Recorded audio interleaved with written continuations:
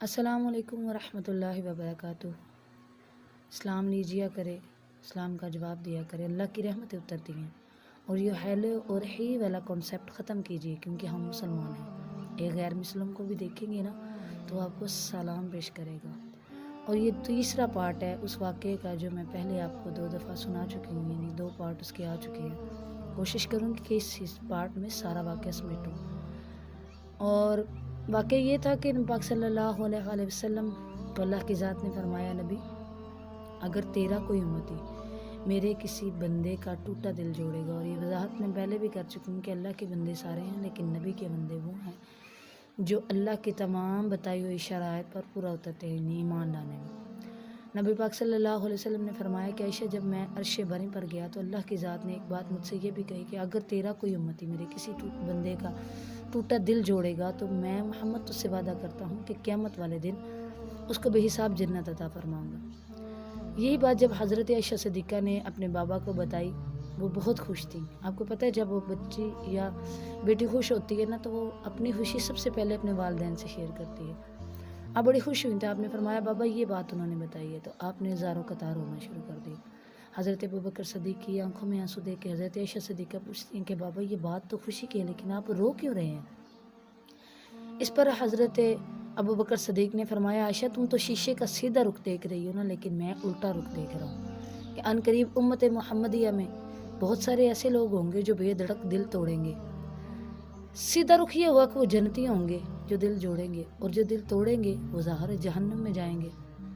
جب میں نے یہ چیز سوچی کہ شاید میں بھی شیشے کا الٹا رخ دیکھ رہی ہوں، سیدھا رخ دیکھ رہی ہوں، اچھا میرا بھی دل چاہا کہ کیوں نہ میں خود اس کے پاس جاؤں اور اس سے پوچھوں کہ کیا وجہ تھی، تو نے یہ حلیہ کیوں استعمال کیا، کیوں اس چیز میں آئی ہو۔ لہٰذا میں اس کے جب جن کے گھر میں محفل میلاد کرنے گئی تھی، میں نے ان سے کہا کہ آپ مجھے ان کے گھر پہنچا دیں۔ اس پر اس عورت نے مجھے جواب دیا جو شاید ہم سب کا جواب ہوتا کہ باجی میں نہیں جا سکتی، کیونکہ اس کا کردار جو ہے نا ہمارے محلے میں ٹھیک نہیں ہے، بس میں آپ کو الفاظ بتا نہیں سکتی۔ لہٰذا میں نے اس سے تھوڑا سا التجا کی، تو آپ ایسا کریں مجھے اس کے گھر کے سامنے تک چھوڑائیں، میں آگے خود چلے جاؤں گی۔ لہٰذا وہ گئی، اور اس کے الفاظ میں آپ یقین مانیں کہ میں آپ کو بتا نہیں سکتی۔ اس نے کہا باجی میں انہوں بہتا منہ نہ جے لائیو کہ ایک مردوں دے گھروں نکلتا تو ایک مردوں دے گھر آندا ہے، بہت گندی عورت ہے وہ، یہ الفاظ اس کے زبان پہ تھے۔ لہٰذا میں چلی گئی ہوں، یقین مانے جب میں اس کے گھر گئی ہوں نا تو اسے ایسا لگا جیسے عید کا چاند اتر آیا، اور میں اپنے رب سے بڑا لاکھ دفعہ اس کا شکر ادا کیا کہ میرے پروردگار تیرا 1000 دفعہ شکر ہے کہ مجھ جیسی کمینی کو تو نے اتنے رتبے عطا فرمائے کہ اسے اتنی خوشی ہوئی کہ اس کے گھر میں کوئی صحیح سے چارپائی نہیں تھی جسے وہ بچھا کے مجھے کہتی کہ باجی بیٹھ جائیں۔ اسے تو کبھی یہ چادر لے کے آ، کبھی وہ چارپائی بچھا، اور اس کے گھر کا میں حال آپ کو کیا بتاؤں، دیواریں بالکل خستہ ہال، اور ایک کمرہ، اور جہاں وہ روٹی پکاتی تھی اس کا کچن اس طرح کا تھا کہ اس کے اوپر وہ جو بھینسوں کو چارہ ڈالتے ہیں نا وہ اس نے ڈال کے، اور 2-4 ڈنڈے کھڑے کر کے اس پہ اس نے کچن بنایا ہوا تھا، اور یہاں تک کہ ان کے واش روم کا دروازہ تک نہیں تھا، اور جو باہر کا دروازہ تھا وہ ایک حصہ تھا ایک نہیں تھا۔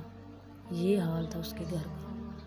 میں بڑی پریشان ہوئی کہ اس کا خود کا حلیہ دیکھیں اور اس کا گھر دیکھیں۔ خیر بیٹھ کے تو وہ کہنے لگی چائے پانی، تو میں نے اسے منع کر دیا۔ لہٰذا بیٹھ کے میں نے اسے پوچھا، اس نے تمام اپنی سٹوری سنائی کہ باجی آپ کے جانے کے بعد مجھے کسی نے کچھ نہیں دیا، یہاں تک کہ اگر میں کسی کے گھر کچھ لینے جاتی بلکہ مجھے باتیں سناتے۔ لہٰذا تھوڑے دن گزرے، یہاں تک کہ میرے بچے بھوک سے نڈال ہو گئے، میں مجبور تھی۔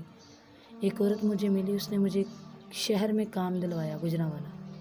زندگی اچھی گزرنا شروع ہو گئی، میرے بچوں کا گزارا بھی، اور میں بھی زندگی معمول کے ساتھ گزارنا شروع ہو گئی۔ گرمیوں میں 3 ماہ کی چھٹیاں ہوئی تو وہ عورت اپنے بچوں کو لے کے اپنے میکے چلی گئی، اور اس نے مجھ سے کہا کہ ہفتے میں 1 دفعہ آنا اور 2-4 ہانڈیاں پکا کے چلے جانا اور گھر کی صفائی کر دینا کرنا۔ لہٰذا میں نے اس کے حکم کی تکمیل کی۔